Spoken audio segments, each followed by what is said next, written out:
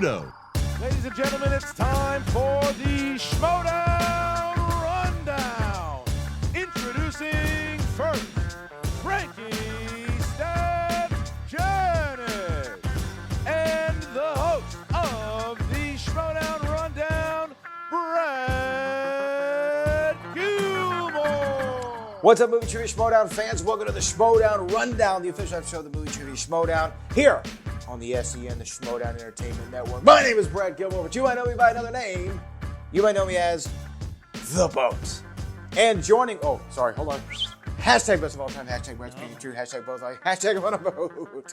And joining me from Chicago, Illinois, where apparently there is not one, not two, not three, not four, but 5 inches.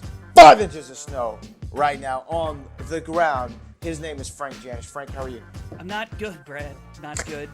It's been, when we're recording this, it's been snowing all day. Yes. I'm not digging it. I don't know. It's 5, 6. It could be 10 inches by the time we're done with this. I don't know. It's ridiculous. It's end of October. I don't need to deal with this right now. I'm not prepared. Not prepared. It was chilly in Houston, Texas today. That's why I have my little gimmick on, my little jacket, my little scarf. It was I think 45 or something like that. Really cold for us. That's freezing for us though. Like when it gets in the 40s here, we're like bone shaking cold. What's the temperature there? I think it's like 30 degrees or something like that. 33. Let's see. Yeah, it's 30 degrees. And it's gonna drop. It's not far off. 26. So don't act like you're big timing me or anything like that. It's just 10 degrees. Anyway, Frank, we have much to get. Don't even talk. You don't even need to talk. Why do you always want to run your mouth? That's my question. I'm not talking. Why do you? I'm not talking. What, Am I talking? Look what you just did. You are talking. I'm responding. I have full disclosure. I'm here at the ESPN, the illustrious ESPN radio studios, recording this on a Thursday Halloween night. So happy post-Halloween to everybody over there. And I've been all over the place because of this World Series. Yes, the Astros lost. Let's just get that out of there. The Astros lost. No team won a home game. Who knew that could happen? That's crazy. I didn't know that could happen. No one knew it could happen. So congratulations to John Roca and anybody else who celebrates. I think. Mark Ellis, Yeah. The Washington Nationals, the former Montreal Expos, who the third baseman, Anthony Rendon, went to my high school as well, Lamar High School here in Houston, Texas. So, there's a slight win there for me. But Frank Janish, Yeah. We have much to talk about, and I have a little time here. I know we're going to have a special guest interview on here, maybe a couple special guests. But let's talk about some of the news that started or that broke this week. SEN has officially begins Monday, November the 4th with SEN Live at 10 a.m. PST, Monday through Friday. All shows, of course, are going to be available on the Schmoedown podcast feed. And here's an interesting thing. Dark Side, Light Side. I actually talked to Christian earlier today. Yeah. Dark Side, Light Side is now only going to be on the John Campea channel. It's not going to be on the SEN channel. So there's a little bit of programming news for you. But it does start, I think, does it start this Tuesday? Yeah, Tuesday. Starts this Tuesday on John Campea's channel. So make sure you go subscribe to that. What do you think, Frank? We're going to be in the official era of SEN Live, our SEN network. We're all over the place here. So what do you think? What do you think about our inaugural week upcoming? I'm excited about the future for SEN and what it holds. The SEN Live, the Monday through Friday show, that's like the flagship show. There'll be other ones I know Christian's talking about bringing in certain other Schmoedown personalities having shows and different formats. So it's like this isn't its final form. It's gonna evolve, and I think it's cool that we kind of got lumped into it. So we just happened to be on the channel, and now here we are. Yeah, I mean, we're one of the, only 4? I mean, 3 shows? There's only 3 shows right now on the network, right? I mean, there's the SEN Live, and then the Schmoedown, and then the Schmoedown Rundown. Yeah. So we're part of the inaugural class, so I'm excited to be on the network. Next week, by the way, major guests, major surprises, major stars here on the Schmoedown Rundown. So you got don't miss it. Don't miss it. It's going to be good. Next week. Yes, this week. And next week. Next week's going to be our official debut on the network. So I feel like we have to. It's like our re-debut. Okay, I see what you're saying. Okay. So it's like a season premiere. Gotcha. In a way. So think of it that way.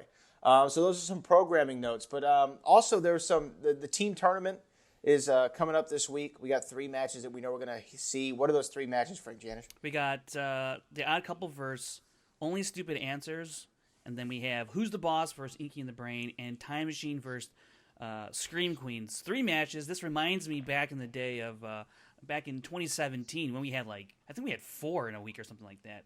It was crazy tournament season. I think both tournaments went on at the same time. It's kind of harkens back to that year, that season. So 3 matches.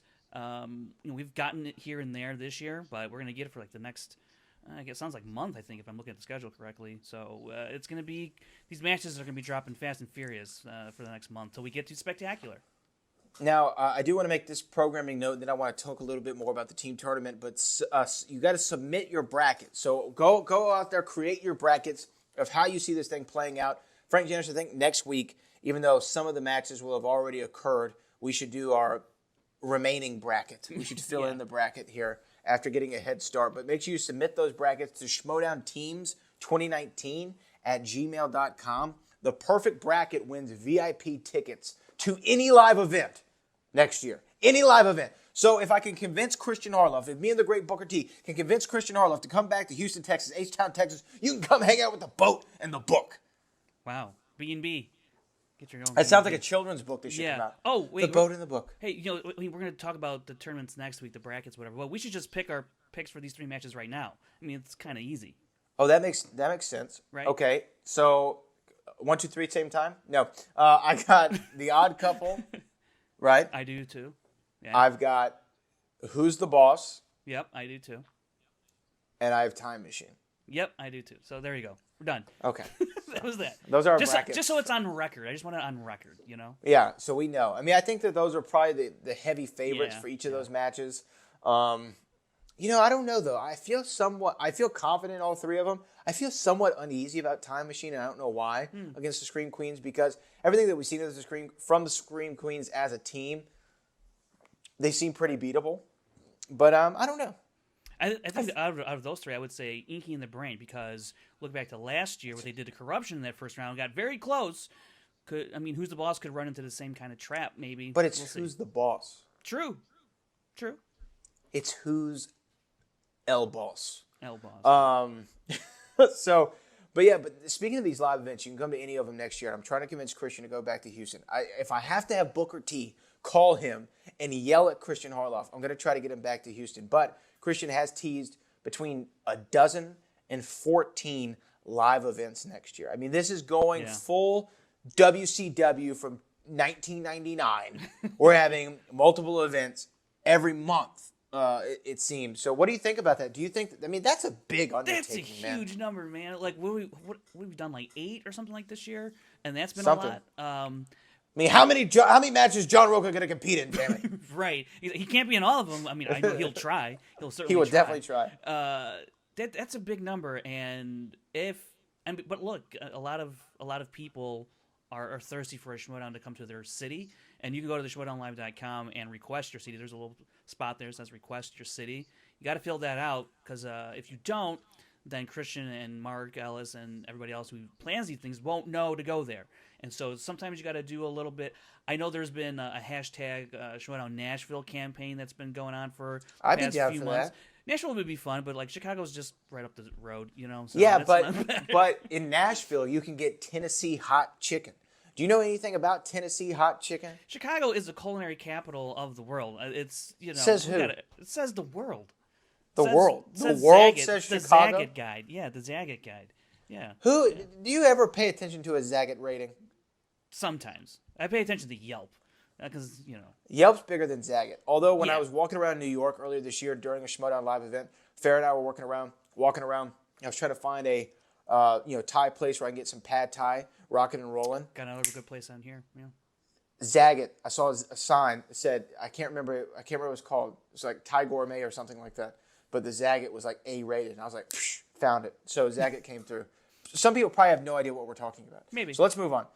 So that's a lot of events. But here's the cool thing is, we know that the New York season premiere last year was one of the great events of all time, one of the great crowds of all time, one of the greatest pre-shows of all time. Yeah, I don't know why that the was. greatest pre-show. Yeah. The greatest pre-show of all time. I think that you're right about that. And it's only fitting that we're going to go back to New York for the season premiere on January the 25th, Season 7 opener, where it all begins again, Frank Janis. Same theater, too. Same theater. And the reason why I say where it all begins again is because after that draft, it's a different world. Yeah. We're living in a different Schmoedown. We have to talk differently. We might need somebody who can break down stats and analytics on this show. Yeah. I don't know what you're going to get. Anyway. Pretty thin out there. Awkward. But we also know a match that we're going to see at that inaugural match of Season 7. We're going to see, well, let me break it down for you. Emma Fyffe, who's been doing a lot of cool stuff as commissioner of Innergeekdom and Teams. She decided to give Mara Konopik, the returning Mara Konopik, a title shot. A title shot is going to be had, and that Innergeekdom Championship will be on the line in the main event of the New York City season opener. But the question is, who will she be facing? That is what we're going to have to get to here in a minute. But what do you think? You think that's a good opening for main event Season 7? Yeah, I mean, when you look at who she could potentially be facing, spoiler alert, Kevin Smets beat Chandra, we'll talk about that, obviously, but Smets or Kalinowski in New York to play Mara, I mean, you have the history with Kalinowski and Mara, you have this new guy who came out of nowhere and just ran through the league in Smets, and it'd be even more so, more underlined if he capitalizes at Spectacular and then faces Mara. It'd be interesting. And Mara's been gone for a whole year. It'll be definitely more than a little bit, just about a year, right? A whole year before she has competed, been on a stage, been in front of cameras and announcers for an actual match. And she's going to be doing it in a live setting, in a 5-rounder, in front of 400 crazy Schmoedown fans in Brooklyn. I don't know. That's a pretty tough place to come back and live up to your hype. You left the league as 5-1. Smets would be 6-1 if he beats Kalinowski at Spectacular. So or 5-1, I think would be 5-1, 6-1, whatever. You're supposed to know. This is what I'm talking about. This is what I'm talking about. That's why we need to hire on and expand the staff next season when all of this stuff really gets kicked off. Because I think that you've been good, up to a certain point. I think that at some point we all need to evolve. It's true. Yeah. No. But anyway, you were saying. No, there's a lot of good possibilities with the matchup. Mara versus Smets, Mara versus Kalinowski. I'm thrilled. What would you rather see? Ooh. The match, it's the match itself that I want to see, because this doesn't speak to who I want to see win the Innergeekdom title at Spectacular. But I do want to see the Kalinowski-Mara rematch. I do too. I want to see that. But, like I said, I'm going to be fine either way. And I think if we don't get that match to start off the year, Kalinowski-Mara, I think it's only a matter of time before we do get it next year anyways. Well, I think that it would be an eventual matchup that we would just have to, you just have to get that match. I don't think that there's any way that you cannot see Mara Konopik versus the one and the only Kevin Smets at some point. But Mike Kalinowski's been on such a run this year, and really the run of his life, brother. And I think that he has to come through and deliver against Mara Konopik in the season opener. I think that would be the biggest match that could be made. Right now, I'm actually looking at flights for the upcoming December 7th Spectacular, known as the Schmoedown Spectacular. I think are we officially sold out yet for that event? Pretty close. I think the general admission has gone pretty quickly. I think there's still some higher tier tickets for the Schmoedown first ever Schmoedown convention, if you will. So that'll be fun. But yeah, there's still some available, not a whole lot. But I think the New York tickets, they went on sale. So you can go ahead and I think there's for the time being, there's a little bit of a discount, like the early bird discount. So if you want to go to the New York event for the next year's season opener, those are available, I do believe. So yeah. Well, we will have to see what's going on there. All right, now, Frank Janis, let us move on. Let us talk about some of the scenes that we saw this week from the movie Trivia Schmoedown. We already talked about Mara Kanopik getting her Innergeekdom Championship opportunity against Emma Fyfe, or from Emma Fyfe, excuse me, I'm all over the place. But we also saw something interesting between KRISTIAN Harloff and Winston Marshall. What did we see there? Yeah, so it's kind of, you look back at that Coy Harloff conversation, and Coy's like, hey, I want to be a manager. This is what we're getting to here with Winston Marshall, who also, by the way, is going to be part of SEN Live, one of the reoccurring cast of characters. But Winston, he was formerly teammates with Eric Zipper for World's Finest. They had some decent success. They gave some teams fits, and but in the end, they split up. Zipper did his own thing. He ends up with the dungeon, and Winston, now he finds himself coming back into the fold.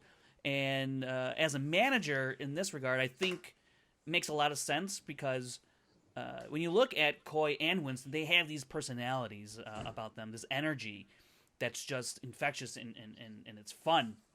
And so I like that we're getting these types of managers because for the most part, we get the serious kind, whether it's Jay or Dagnino to an extent. I mean, he's more ridiculous, but then you have ridiculous Ken. Is a great word. For it is. Or you have Grace as well. So it's I like that we're getting more kind of the face style of manager in the league. Yeah, I mean, I think that you need to not be so heel heavy at times. And what's so funny is that's actually a predicament that every wrestling promotion ever has run into. Is because sometimes you're like, oh, we need more bad guys for the good guy to face. And then next thing you look around, you're like, oh, wow, we have too many bad guys. We don't have any good guys. What's going on? And I think that we've seen that a little bit with Schmoedown, not too much. But I think that Winston Marshall would be a phenomenal addition. And I'd like to see, does he want to draft Zip? I mean, does he want to draft? That'd be interesting, right? That's what I would love. That's what I really am looking forward to seeing more than anything else from this draft is how, in the Royal Rumble, it's every man for themselves or woman. And I just wonder, is that going to be the way it is in the draft? Is it going to be cold-blooded? Is it going to be like, hey, I know we're cool and all, but we're not that cool. Like, you don't produce, like, I love Josh Makuga. I'd like to hang out with Josh Makuga. I like Josh Makuga on my team, but you don't always bring the buckets, brother. So I might need to pass on you. I mean, I just wonder how many things of like that are we going to see. Yeah, there's also been people I've seen comments about, the other past scenes with whether it's with Kaiser or Jay about kind of scouting players. People think, I don't know if that's really worth anything. Well, I think it is because as another player, there's a good chance you're not going to end up with the manager that you have now. And so you should try and find out if whoever's trying to talk you up or trying to bring you to their side, whether or not they're a good fit to help you to be motivated, to help you train. Are they going to help you win? Can they help you win? I mean, it's not going to be what you had necessarily, but I think you should find out. Look, if this ends up being the case, at least I know this guy can motivate me, or he can help me get to a place that I want to go. So I see the argument a little bit for why are we having these scenes, but I think there is some merit to them and some worth to them. Because if, let's say, Smets gets drafted by Ken or Grace, and he's like, well, we've been enemies. He's like, well, I got to make the best of this situation. How can we figure this out if that situation were to arise? Yeah, and to me, that's going to be... Well, and we can talk about it more whenever we see the actual draft and we do a draft prediction, but that's really what I'm looking forward to the most. I told Christian today when we were talking, I said, this is the final step of making the Schmoedown a sport. This was the last thing that you needed to do. You needed to make it real in a lot of ways, and this really makes it real. But also, we talked a lot about Kevin Smets. We saw something weird with Kevin Smets and the dungeon. Right. This was an interesting scene because apparently Kaiser couldn't make rent. So now they're in the basement of a Denny's, which Kaiser thought was great. Smets did not. He's like, and this is right before, his match with Chandru.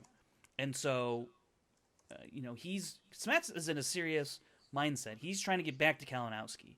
And, training lessons in the basement of a Denny's as your fake dungeon, not exactly what Smets had in mind, I think. But it was a fun little back and forth interaction between Kaiser and Smets. And it's interesting because Kaiser was more relaxed. Smets was very uptight about it, but we know Kaiser is all about his boy and supports him through and through in his corner. So it was interesting that Kaiser was like, "Hey, I like there's a Denny's right upstairs."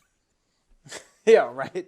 Yeah, to him it was an upgrade, I guess. I don't know. I mean, hey, man, Denny's is always an upgrade, especially when you go for that grand slam, brother. I always like seeing Kevin Smets and ridiculous. Also, speaking of Kevin Smets, Frank Janish, I have limited time before I have to run out for my radio duty. So why don't we talk about Kevin Smets versus Chandru, the Chosen? What we knew that whoever won this match would get the shot at Mike the Killer, Mike K.O. Kalinowski, going into the Spectacular. Talk to me a little bit about your thoughts going into this match. I think I said it last week. If Chandru had not played the way he did against Brandon, I thought Smets would have just ran over him. But given the way Chandru did play against Brandon, it gave me a little bit of a pause here in terms of what Smets would be up against. Now, did I still think Smets was going to win? Yes. But I thought it was going to be tight. But I didn't think it was going to be as tight as it wound up being. I mean, there are some calls here, some challenges, some decisions that really kind of altered the game in a way. And you take a look at their 5-pointers, both of them. Just tough situations to be in, tough match to be in. And Chandru, he's been on this mini run to get to this point. Smets, he had a run. He got to this number one contender match before against Kalinowski and didn't come up with the victory. So there was something new for Chandru to tackle and something old for Smets to overcome. And it was just a fascinating match to watch, especially with Chandru, because a lot of people, I know some people are now kind of like catching up to speed that Chandru, he's pretty legit. And, Smets isn't the only one here that's playing great as a rookie this year. And Chandru proved that in this match. Chandru, since he came into the league, for some reason, sometimes you just have a favorite. You just say, man, I like that person. I really think that they could do well. And Chandru, for me, is somebody who, as soon as I saw him in that first Fatal 5-Way, even though he lost, I was like, man, he was really good. I think that he could actually beat something. And to see him get so close and so far in his inaugural season, and especially when he came in, halfway through the season, maybe? A little, something like that, yeah. Maybe a little bit earlier than that, but it feels like around the midway point, he sure has made an impact. And I think after his performance this season, he's, to me, high on a draft board. If you're looking to draft Innergeekdom players, and you're like, okay, I got Mara, I think that he's in the top 4 of Innergeekdom players. Oh, absolutely. And I think when you look at... And if you take out the champion, he's in the top 3. Right. Oh, exactly. So if you're looking to draft someone in Innergeekdom, or anyone really, I think I posted this somewhere on the Facebook group. I'm like, you want to look at, do they have a path that's going to send them to at least a title shot? And Chandru losing here doesn't actually hurt him all that much, really. If anything, it's like, yo, look, this guy's going to have a path to an Innergeekdom championship next season. He can be on a shorter path than most, and that's a pretty good player to draft, because the quicker you can get to a championship match, the more points that you could possibly accumulate if he wins that match. Absolutely, and I think that we saw, though, really, Frank Janish, you and I were both there for this Smets versus Chandru match. I came in, I think, during the middle of the second round, I believe. It was a war. Oh yeah. It was like it was like a fight in the UFC where the two guys, they don't try to get you to the ground. They don't try to out-technique you. They try to stand in the middle of the octagon and just throw bombs. And whoever gets knocked out gets knocked out. That's what this match was. Yeah, I mean, you look at that first round, 9-8, kind of trading blows there. Smets gets his Lord of the Ring question right. Chandru doesn't. Then Chandru gets Harry Potter right. Smets doesn't. And then there was the Phantom question, which I know everyone's kind of talking about. You were like, I know this one. I love the Phantom. Yeah. I love the Phantom. Treat Williams 96 Catherine Zeta-Jones. Are you kidding me? There you go. Billy Zane. The Skulls of Tuganda. Kabai Sang. One of gold, one of silver, one of jade. I mean, come on, man. Yeah. There's a fourth skull. Yeah. Well, hey, let's carried it with me all my life. Well, let's move For on to the protection. second round, okay? I think we all know. Okay, yeah. We all know that you like the Phantom now. That's great. Look at second match in a row for Chandru to get opponent's choice in his favor. He got it against Brandon Hanna last match, and he gave him Who Said It. What does he do to Smets? Gives him Who Said It, and this kind of touches a little bit on the Don't Tell Peter aspect because it's obviously a quote-filled category. Smets has had it before, and he's done very well, but in a bigger spot against Kalinowski, he came up just short, right? So now he's got a whole category of Who Said It to overcome, and Smets does pretty good here, right? He goes 4 of 5. He gets 7 points, and Chandru does get a 2-point steal, or I'm sorry, a 1-point steal on that fourth question. So it was one of those the Rogo one. I mean, it was between Bays and Chirut. So I don't know if Smets was completely confident. I probably should ask him that one. But and then Chandru, he gets Spinner's Choice and he goes Harry Potter. I mean, everything is kind of lining up Chandru's way here. I mean, kind of how it was last match for Hannah. And like I said, and I've said before, if you get on some of these lucky runs, some of these deep runs to titles, you're going to need a little bit of luck. And Chandru had it just now piling up for him. And opponent's choice for Smets, Spinners for him for Harry Potter. But then we get to that last question between Dumbledore's sister, the name. He says Arian, and it's Ariana. And there's this whole big challenge. And it really shifted the match in Smets' favor, because up until that point, it wasn't really going Smets' way, aside from that first round, sure. But having to overcome opponents, now Chandru's going to run Harry Potter. It could have been a different, but now it's a different story because the challenge is not upheld, and Chandru misses out on 2 points. Smets then gets 2 points, right? And if you look at the end of the match and you look at it all, if those sequence events don't happen, then we're looking at a tie game. Yeah. Right? And then we're going to overtime. But Chandru also did mention in his post-match interview saying that he was thinking about going to multiple choice. And so if he had went to multiple choice because he wasn't sure about the Arian, if he goes to multiple choice and gets it right, he still loses by 1 point. So it's this one little part of the match that kind of potentially lost it for Chandru, or it did, depending on how you want to look at it, because we just don't know how the overtime we don't know how overtime would have went, but if he had gotten this question right, I mean, we would have been, he would have been in and that's what the Schmoedown is a lot like football in the sense of it's a game of inches. And Schmoedown, it might sound stupid to say, but it's a game of questions. And I know that's kind of stupid to say, but it's like if you get one question wrong, that could mean the entire game. It's that simple. It doesn't matter if it's round 1, round 2, or round 3, or round 4 or 5 if we're talking championship rounds. One question can shift the balance of power in its totality. Absolutely, and it's just not. I think it's more prevalent in Innergeekdom because everyone's so more highly skilled, evenly. Because it's more concentrated, obviously, and that's what makes these matches incredible. Because if you miss 3 questions, or in Chandru's case, you miss 4 questions, you lose the match. I mean, he's still answering close to 80% of his questions, and you lose matches in Innergeekdom. Even when you're answering 80% of your questions, I mean, that's how tough Innergeekdom can be. That's how, especially when number 1 contender matches, title matches. I mean, if you can only afford to miss 1 or 2 if you want to win that game.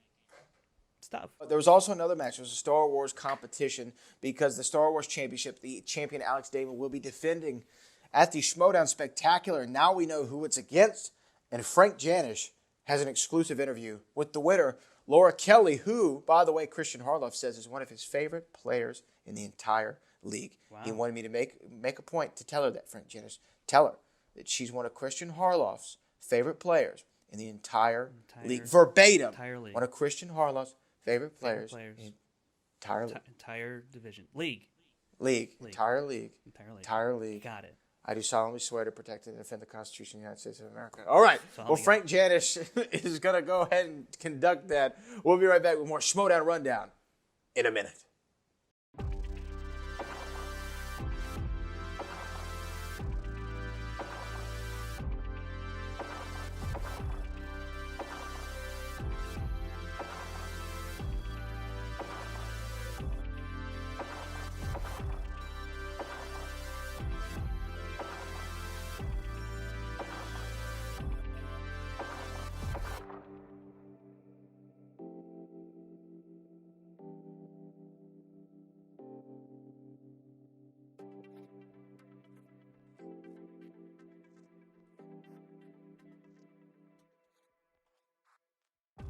And we are joined right now by the winner of the Star Wars #1 contender match between Andrew DiMolanta. And we have Laura Kelly on the show along with her manager, Alice.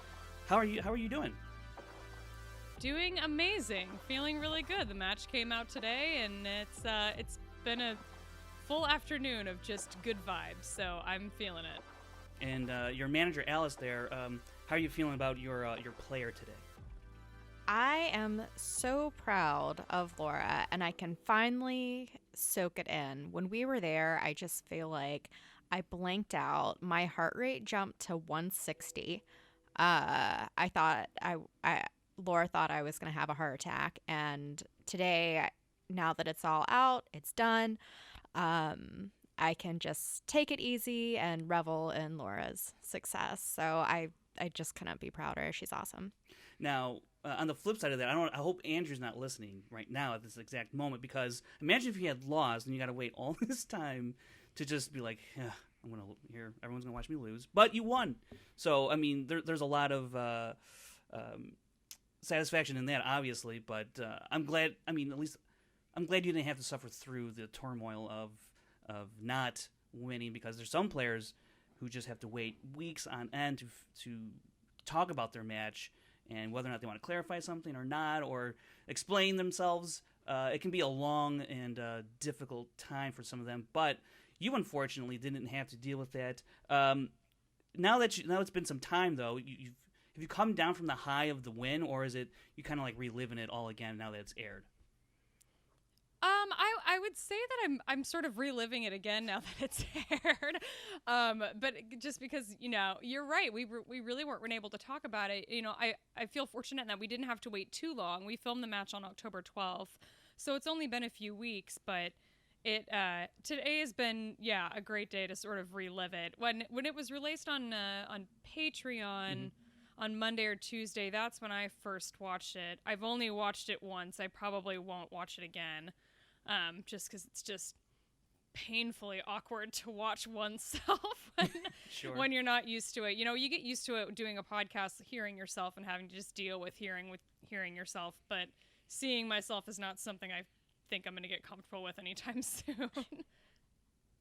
And Alice, as a manager, let's kind of just get into your experience now, though, for playing the Schmoedown. First off, I think KRISTIAN kind of talked about it a little bit in the beginning of the match. I kind of found you on Twitter. How did you guys get in contact with KRISTIAN? How did you guys find the Schmoedown? Laura, was there anything that did you see a Star Wars match that popped up? How did it come to be that you found the Schmoedown? Well, what happened is that we were gearing up for Star Wars Celebration, which is always an exciting time of year. And I just happened to see that he had tweeted that they were going to be doing a Star Wars match at a panel at Celebration in April this past year. So I sort of jumped on that, and I just hit reply, and I was like, hey, my friend and I are like the Star Wars trivia champions of Chicago. Like, we go to every Star Wars pub trivia, and we dominate and just blow everybody out of the water at every single one of these, bar trivias. We'd really love to be involved in this in some way if we can.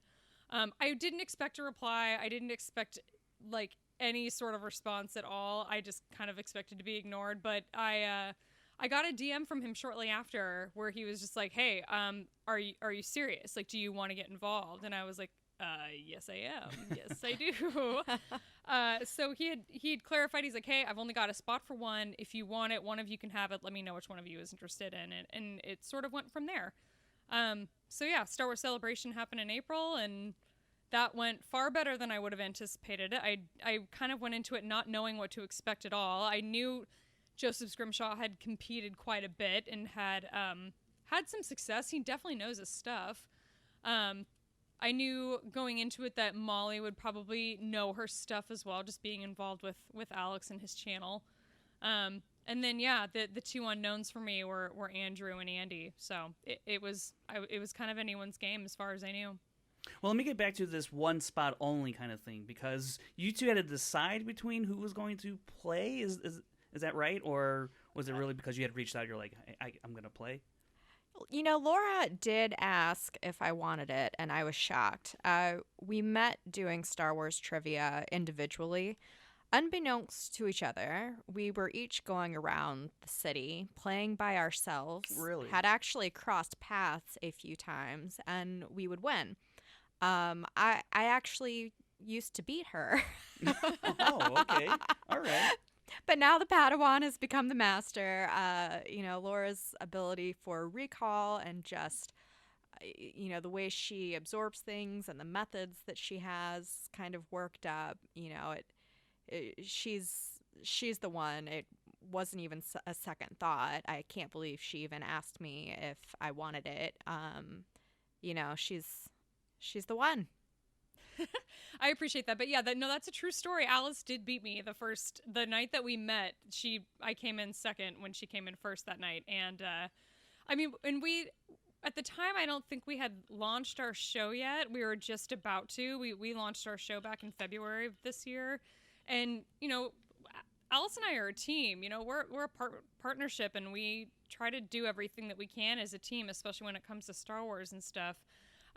So I was trying to be fair. I wanted to offer it up. Like I said, you would beat me that night. I would have been a good coach if you needed it, Well, maybe one day in the future. I don't know if Alice, if you're up for competing in Schmoedown, now that you know what it's like, I'll just ask right off the bat, is there any interest in you potentially, competing in the Star Wars Schmoedown?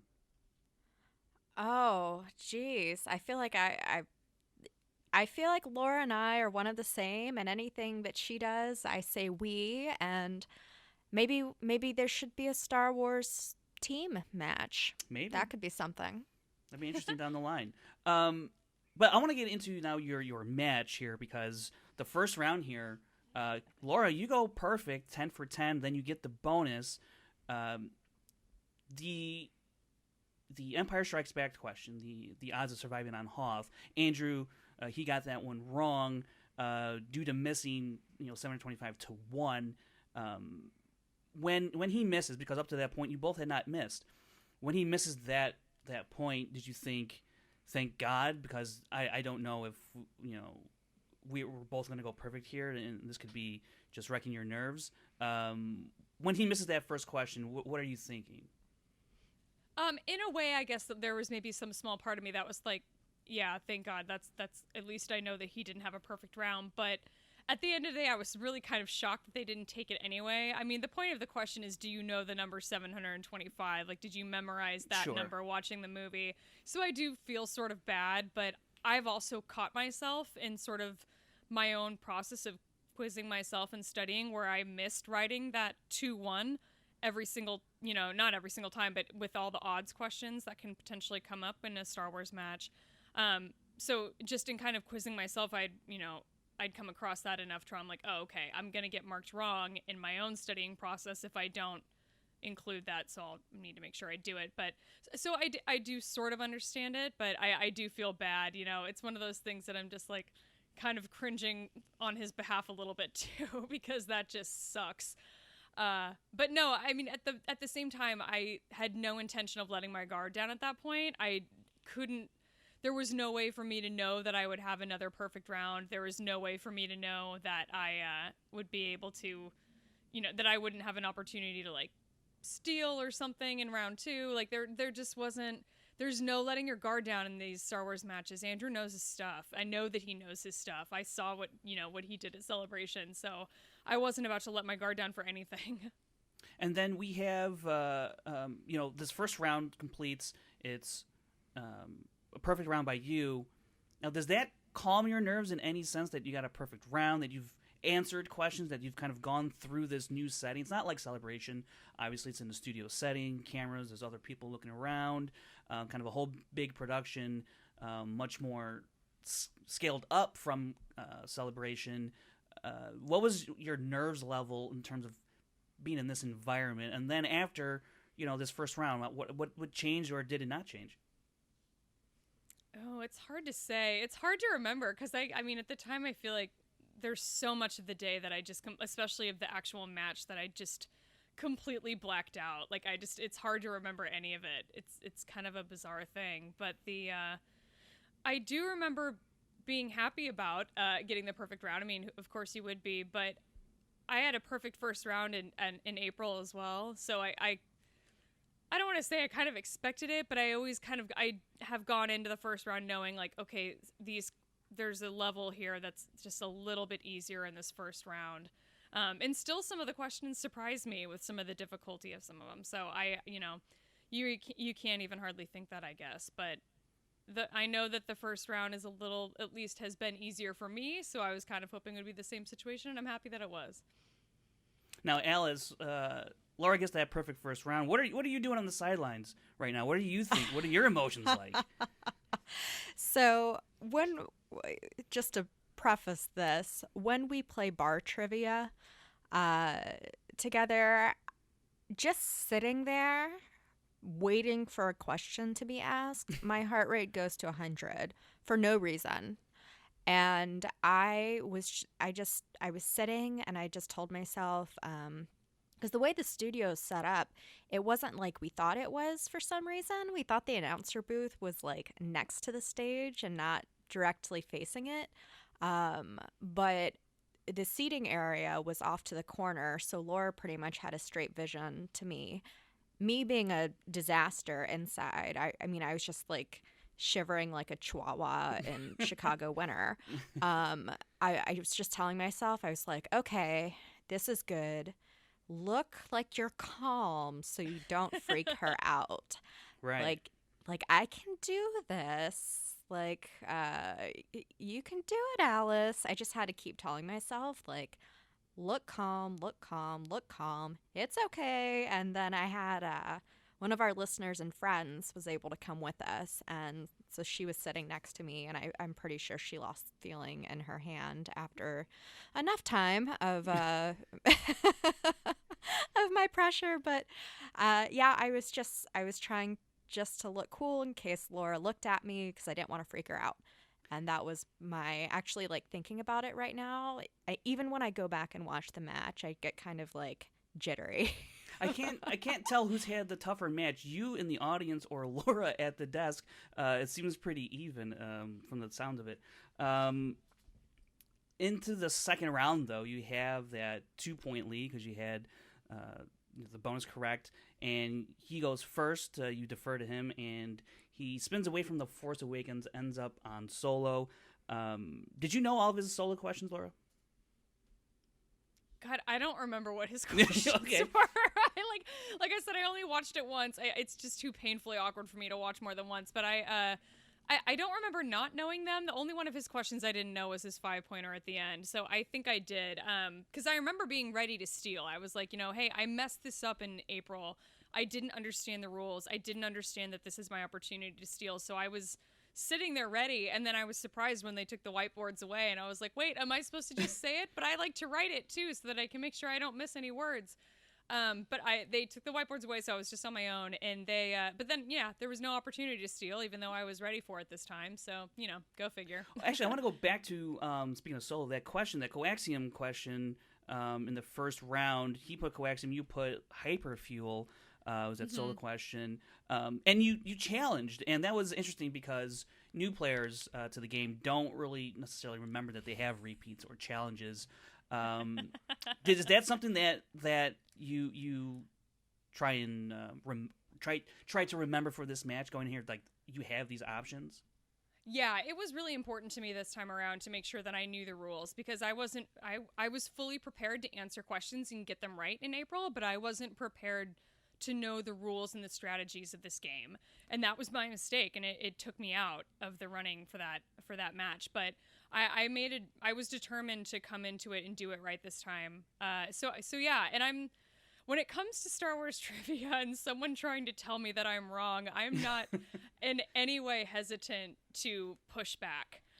Unfortunately, as Mark and Christian learned. So my thing with the refined hyperfuel in that question, because I'll sort of explain how my brain works in that sense, is in the script of that scene, Kira is the one holding the vial, and she's the one who says refined hyperfuel. I think the exact line is, "And we have this refined hyperfuel." Yes. So when they ask that question, my mind doesn't go to coaxium. My mind goes, what is happening in that scene? Who's saying what? Who's there? Where are they standing? What hand are they holding the vial up with? My mind's just on that scene. So what I said was the exact word from the screen, which was refined hyperfuel. And I will defend that until my dying day. So Yes. anyone can come at me, and I will come at them with the screenshot that has the subtitles from the film. And that, unfortunately, is what Alice was going to bat with in the YouTube comments. But again, it was just one person, and it's not a big deal. Right. It's two now. Yeah. Oh, okay. Well, it's two people, and it's not a big deal. So there you go. Right. Well, also technically it's Kira that bribes, not Han. Yeah. So Well, there you go. there's that too. But and they are the same thing. I think the call was very much correct. Yeah. I think it was fair. Yeah. And I'm surprised more people aren't complaining about it. With all of the challenges that came up in the match, I was sort of expecting the worst out of comments and things like that. And I'm, again, pleasantly surprised with how positive the reception's been. Yeah, let's talk about your second round then, because I mean, you get a New Hope. You go 5 for 5 for the full 10 points, but he does challenge your second question. I can't recall off the top of my head, but I know he did challenge it was the fake answer. wedge. Oh, the fake wedge. Yes, yeah. Yeah. Because that is Again. Yeah, there is a issue of, and he brought it up in his post-match interview, like what's movie and what's canon throughout the books, and does it transfer over? What are you looking at in terms of, because there are some names or some ship names that will be answers that are just never said in the movie, but yet they're an answer in the Schmoedown. You think that was part of? I mean, that's obviously was kind of like the crux of the argument here, was canon and movie canon and all that. Were you? I mean, obviously you had to be satisfied with the result, though. But did you understand his challenge? Yeah, I completely understood why he challenged it. Because it's one of those things that's just kind of there's gray area. I think if I were in his position and he had said Cole Tackbright like I did, I guess I wouldn't have challenged it, because that's what I interpret to be the right answer. If he had said Wedge Antilles, I would have challenged that if it had been his question. Because Wedge Antilles, I mean, at the end of the day in the movie, if you're looking at the credits of A New Hope, as they are now, I don't know what they looked like in 1977. I wasn't alive then. Mm-hmm. But looking at the credits of the film now, Wedge Antilles is credited as being played by Dennis Lawson. The person that's sitting next to Luke in that scene is not Dennis Lawson. So I don't think that you can make an argument that that's Wedge. But again, I understand that there's gray area. I understand that there's canon material outside of the movies. We've read it all. I've read it, not all of it, but most of it. But I think that I guess I'm kind of surprised there wasn't sort of a substitute question that came into play, but I'm happy that there wasn't. Right. Because now we get into the final round here. You're up 21-19. Are you even paying attention to the score at this point? No, I had no idea what the score was. Alice, were you aware of the score at this point? I was sitting right next to the guy with a score laptop, so It was glaring you in the face. Yeah, I remember that. Yes. Oh, So now- you could see my face. Great. So now Alice, she's going into this final round leading. She's up by 3. How are you feeling about the potential outcome of this match? I mean, Andrew knows his stuff, and I know Laura does. Laura, I know how she works. I also made pages and pages and pages of questions for her in addition to what she does for herself. I have the utmost confidence in her. We practice together, I felt good about her having a 3-point lead. But when it comes to that last round, it's really just about luck. What got her at Celebration was essentially a behind-the-scenes question. So if she had gotten a behind-the-scenes category type thing, well, that's no good. But it really comes down to luck in that last one and what you get and if you get a weakness or not. So that 2-point lead wasn't enough to make me feel secure about it. At that point, it's still anyone's game, especially in the Star Wars League. Probably in all the leagues, that's not, 2-point isn't enough to make me feel any kind of sense of security. But then, in your 3-pointer, you miss on that Return of the Jedi question, what vehicle pulls up. I think you said speeder bike. The answer was an AT-AT. Do you guys say AT-AT or AT-AT? What do you guys say? Both. Both? You say I would have, both? I probably would have said AT-AT, but I would, I say both. Laura, you missed that question, and he gets his 2 and his 3. Are you thinking well, hey, it's been a good run. This was bound to be a tight one, but 5-pointers are never easy. But you hit your 5-pointer. What's that kind of feeling like when you hit a 5-pointer after such a tough match that Andrew's been giving you? What's that like to hit a 5-pointer, knowing that, look, you've done all that you can do, at least you hit your 5-pointer, and whatever happens, happens? Yeah, that's pretty much exactly what my attitude was at that point. At that point, I sort of felt myself deflate a little bit, where I was like, this is over. This is done. There's no way he's going to miss his 5-point question. He knew all of his stuff at Celebration. He even knew the Clone Wars question that he got at Celebration. Right. I'm like, there's just no way he's going to miss this. I was like, and I had just sat there and done my 5-point question, and I was sort of surprised, actually, that question seemed actually fairly easy to me. Mm-hmm. So I was kind of surprised, and there I was thinking, okay, well, he's going to get he's going to get on a 5-point question on the same level, and this is over. And I flew all the way out here and made all this effort for it to just lose, knowing that one of us had to. Right. But yeah, at that point, I fully was convinced that I had been defeated then and there. But then he gets his Clone Wars question. It's a 5-pointer, and we know it's not going to be an easy one. 5-pointers never are, especially when you're talking about Star Wars. I know you mentioned in your post-match interview you did not know the answer to his question. How well does anyone really know the Clone Wars animated movie? God, I'd like to think that I know it pretty well, but I did not know that. And the unfortunate thing is that movie isn't even available on streaming anywhere. And you'll have a hell of a time trying to find it anywhere online. I put a lot of effort into it. The night before the competition, I was actually watching a pirated version of it, just in a last-ditch effort in case something came up. But I still wouldn't have known that question. That was a real tough one. That was hard. It was hard to watch, too. That was agonizing for me. Because he's used all 3 of his repeats, and he's just taking his time. And is he going to pull it out? Is he going to pull it out? And then he doesn't. Alice, you hear the final decision that Laura's won. Is it hey, 2 months of 3 months, whatever it was, worth of work actually paid off? What was that moment like? I was shaking so hard, and I was surprised you can't really tell on camera, but I am shaking like there's no tomorrow. It must have been so fast that you can't tell. Laura, right. I don't know how you would describe it. It was not good. You used the visual imagery of a shaking chihuahua earlier. That would be accurate. I was legitimately concerned when you walked up to me after we were standing there waiting for the post interview to start. I was like, Jesus, are you okay? She was a wreck. It was hilarious. Did the fireball help?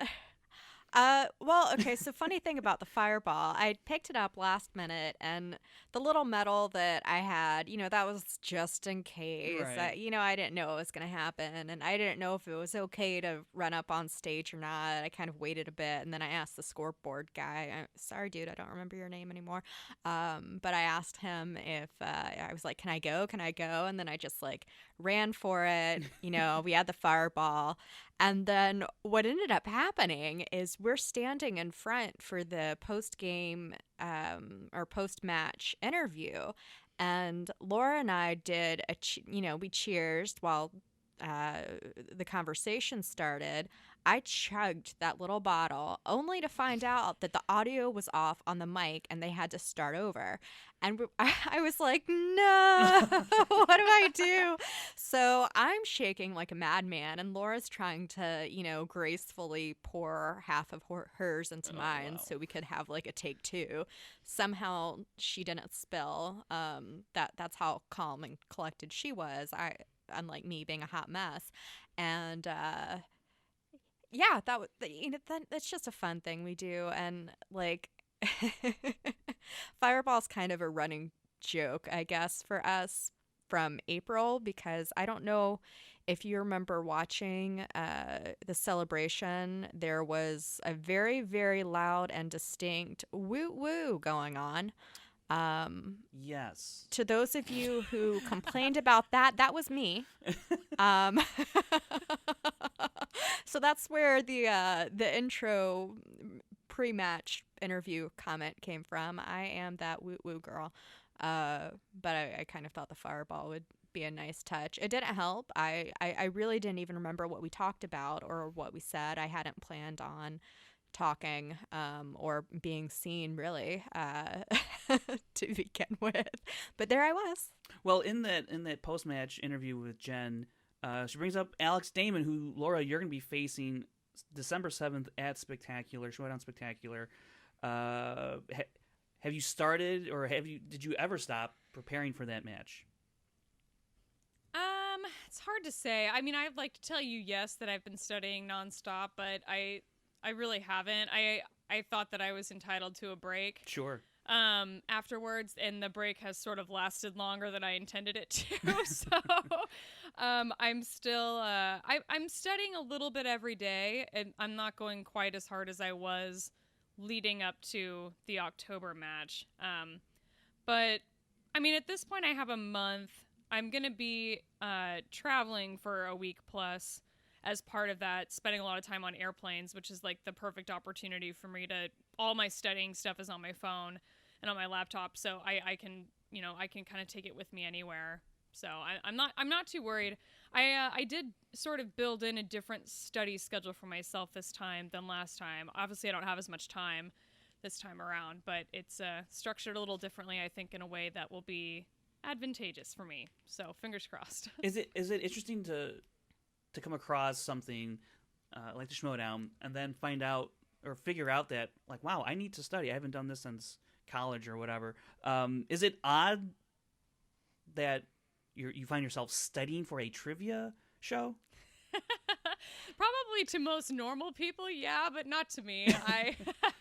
I would probably say that in college I probably could have applied myself a little better and might have come out of it more successful than I did, but I think that I'm much better at studying now than I was then, and I am much better at sort of balancing my time and managing my time a little bit and making sure I build that in and, say no to certain things when I have to say no because I need to stay in and study, which sounds really depressing, but it's still kind of fun for me. Like I get a lot of enjoyment out of it. I enjoy learning this stuff, and I enjoy getting to get up on the stage in front of what will be thousands of people on YouTube and compete. This is fun for me, so I don't have a problem with it. College wasn't as fun. I mean, the partying and stuff was, but the studying part wasn't. So at least this studying is fun for me. Yeah, and we've been studying to a very late degree every time we do bar trivia. So we've had the outline there for a while, I guess, and now it's just the buckle down time. I kind of think of like the pub trivias now as like the little league of Star Sure. Wars trivia. This is a totally different league. It's a completely different level, and it's a lot of fun to get to. It's fun to get to do both. Keeps me on my toes. Well, before we wrap this up, I want to ask you about your podcast. It's Forced Toast. Tell me about the show, how long it's been going on, and what's kind of like the premise of it. Sure. Go ahead, Alice. So we kind of tossed out the idea. We went live this past February, and it kind of was based off of when we met. We'd go and use our winnings from bar trivia and drink a lot of wine and talk a lot of Star Wars, and just kind of thought, hey, there's a missing spot here, or we're thinking about podcasts. Like, we want to listen to people like us, and we're not the podcast for everyone. We drink and swear a lot, and that's just who we are. Even though we're on good behavior now and on the Schmoedowns, we work really hard on that. But we, we cover news, whatever questions we get, reviewing or talking about books. We're very, very avid readers of the new canon, and just, whatever we feel like. It's been a wild ride. We've gotten so much support from our listeners, and have made, especially at Celebration, just made so many new friends. It's been a really, really awesome experience. And I guess kind of with this podcast, the Star Wars podcast community, what was your, I guess, interaction with the community, Star Wars community? Was it just, I'm just kind of like a passive fan? I'll read the books, or obviously watch the movies or pick up comics. What was your Star Wars fandom like? That, I mean, because then you eventually found each other and started this podcast. What was it like before you guys teamed up for a show? Well, Alice wasn't a part of like Star Wars Twitter or anything before we met. I sort of convinced her, like, no, you need to get on this, because there is a good community out there. There are good people here, and they're a lot of fun to interact with. And it just makes your world a whole lot bigger. My thing was that I was a huge Star Wars Rebels fan when it was on, and I have had a Twitter account since like 2009 or something, but I had a pretty long hiatus of not ever posting anything. And Star Wars Rebels sort of brought me back, because I just needed people to interact with about this show that I loved so much, because people in my real life did not understand why I was so into this children's show. But I just loved that show so much. I still do. And I needed people to interact with there. So that's really what brought me into kind of the larger Star Wars community, what got me listening to Star Wars podcasts. It all sort of snowballed out of a love for that animated series. And then, I mean, in terms of how the Star Wars community kind of works, so many of the podcasters, I can't say all, but so many of them, we all like know each other, and we're all friends, and most of that is thanks to things like Star Wars Celebration, but a lot of it's just regular interaction within our community online.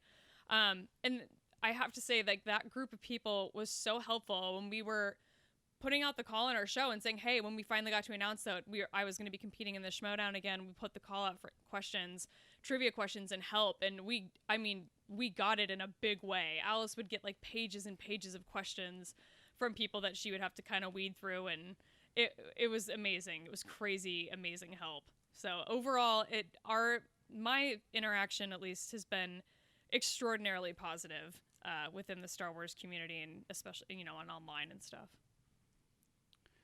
Well, I have to go ahead. Oh, we've definitely built an awesome rapport with our listeners, because like Laura said, I didn't have Twitter. I didn't know how to use it. She kind of had to train me for a while there. But I feel like we've definitely made, they're not just listeners, they're friends, especially, some we've met and some we haven't. But it's those relationships that are just so awesome.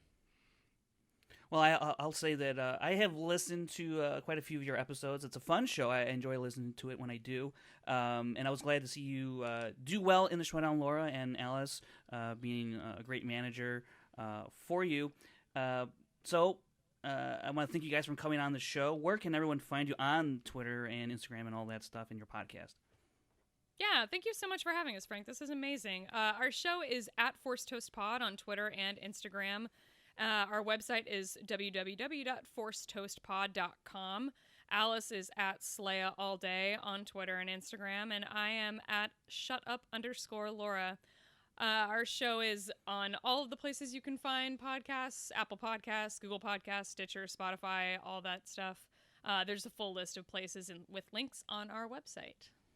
So go check it out, people. That's Laura and Alice from Force Toast. Laura will be facing Alex Damon December 7th at Spectacular.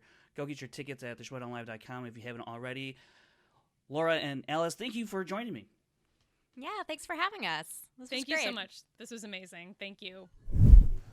Well, Frank Janish, you've been talking like more than anybody has ever spoken on this show before. You are an Iron Man. You're an Iron Man with an iron will. You can go 60 minutes all night, brother. You are like Space Mountain. Oldest ride, longest line, brother.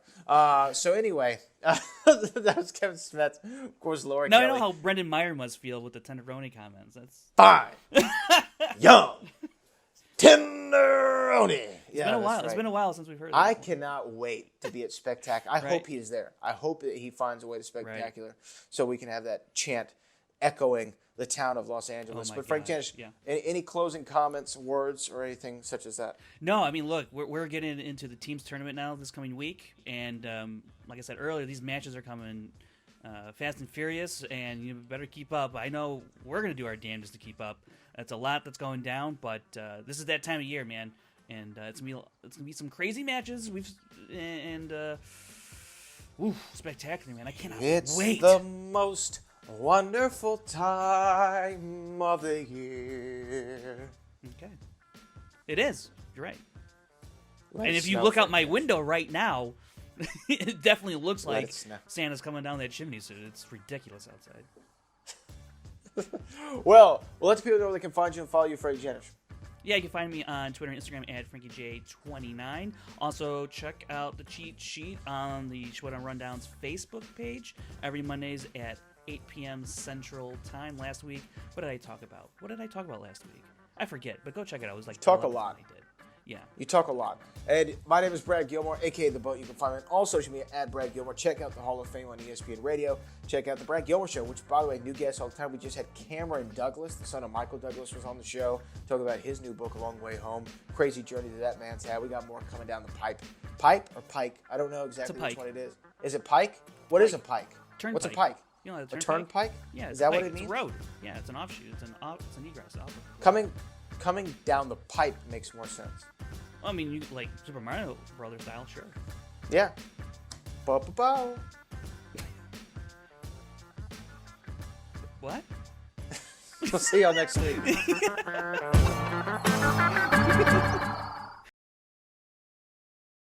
You even like, it was like, bum, bum, bum. I'm like, what? Hey, what do the Mario Brothers wear? Diddum, diddum, diddum, diddum. Ah, there it is. There we go.